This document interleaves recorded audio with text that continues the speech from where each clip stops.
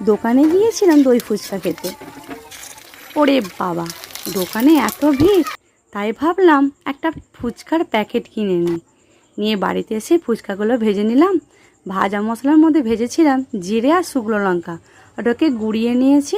আলু সিদ্ধর মধ্যে আর একটু তেঁতুলের গ্রেভি দিয়েছি আর সামান্য মতন লবণ দিয়ে আলুটাকে মেখে নিয়েছি। ফুচকাগুলো দেখুন কত মুচমুচে হয়েছে।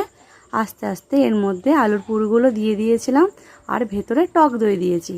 এখন দিচ্ছি টমেটো কেচাপ, এর মধ্যে একটু দিয়ে দেবো ঝুড়ি ভাজা। সমস্তটা দেওয়া হয়ে গেলেই আমার রেডি হয়ে গেল বাড়িতে দই ফুচকা। বাচ্চাদেরকে বললাম, দেখ তো খেয়ে কীরকম হয়েছে। ফুচকা হাতে পেয়ে এত খুশি, খেয়ে কি বলে দেখি।